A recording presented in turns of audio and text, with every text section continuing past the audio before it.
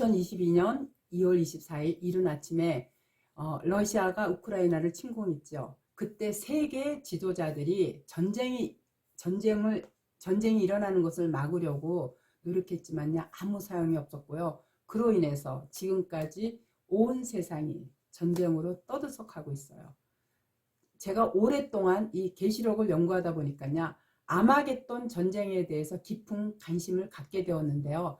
아마겟돈은요, 엄밀히 따지면 영적 전쟁을 뜻하고 있어요. 그렇지만 세상적으로 보면 지금 푸틴이 벌이고 있는 이 우크라이나 전쟁을 암묵적으로 나타내고 있는 거예요. 그렇다면 성경에서 말하는 아마겟돈 전쟁은 무엇인가? 성경의 모든 비유는요, 세상 것을 들어서 영적인 것을 표현하고 있어요. 역사를 보면요, 무기또 인근에서 결정적인 전투들이 벌어졌는데요. 그중 일부는 성경에도 기록되어 있어요. 그러나 아마겟돈은요, 고대 무기또 근처의 문자적인 장소는 아니에요. 그곳에는 큰 산이 없고요. 또한 인접한 이스라엘 저지 평야를 다 합쳐도 하나님과 대항해 싸울 만한 자들을 모두 수용할 수 없을 정도의, 우리나라로 말하면 강원도 면적 정도의 밖에 안 돼요. 따라서 아마겟돈은요, 하나님의 통치에 사단들이 마지막으로 대항하여 싸우는 전 세계적인 영적 전쟁을 가리키고 있어요. 무엇보다 하나님과 세상과의 사이에서 치러지는 아마겟돈 전쟁은 하나님께서 어떤 방법으로 사용하실지, 그것에 대해서 성경을 자세히 살펴보면요, 인간들이 폐역할 적마다 옌병, 지금과 같은 이제 코로나 있죠, 이런 옌병 혹은 우박, 지진, 큰 비, 홍수 있죠, 그리고 불과 유황, 번개, 질병 같은 이런 무기들을 자유자재로 사용하신 것을 성경의 기록에서 보면 알 수가 있어요. 그렇다면 이 전쟁이 왜 일어나고 있는가? 지금 소련과 우크라이나 전쟁을 통해서요, 묵신 계시록에서 그 원인과 앞으로의 향방을 밝혀볼까 해요. 우크라이나는요, 이스라엘 골란 공원으로 올라가는 지중해 옆에 있어요. 전부 사막인데 거기만 비가 오는 옥토예요. 그래서 사막지대임에도 불구하고 우크라이나만 농사가 잘 되고 있어요. 소련이란 나라는요, 땅덩어리는 넓지만 농사 지을 땅은 그리 많지가 않아요. 그래서 식량이 늘 부족 상태예요.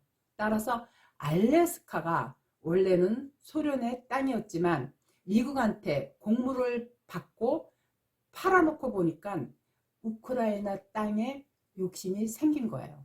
아울러 아마겟돈은 지중해 옆인데 사막임에도 불구하고 비가 오니까 거기서 곡식이 많이 나와서 우크라이나는 양식이 늘 풍부해요.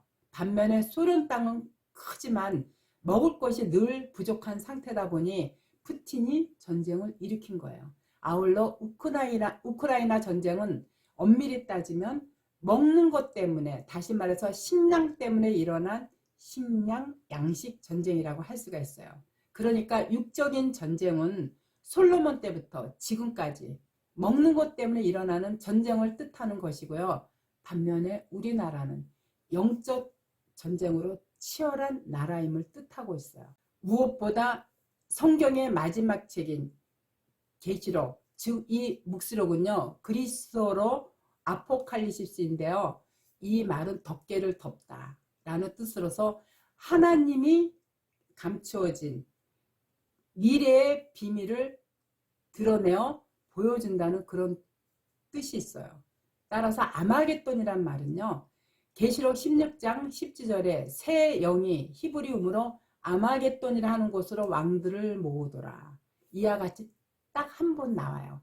16장 전체의 예언에 따르면요, 온 천하 왕들, 다시 말해서 하나님이 곧 전능하신 이의 큰 날에 있을 전쟁을 위하여 라는 구절이 나오는데, 이게 뭐냐면 이들을 아마겟돈이라 하는 곳으로 모일 곳이라고 한 거예요. 이러한 것을 다니엘 11장에서는요 경쟁 관계에 있는 북방왕과 남방왕에 관해서 예언했는데 북방 왕의 정체가 바로 러시아와 그 동맹 국가들을 나타내고 있어요.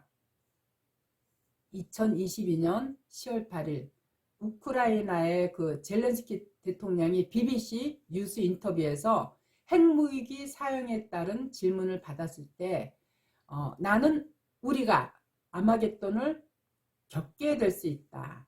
만약에 그렇게 된다면.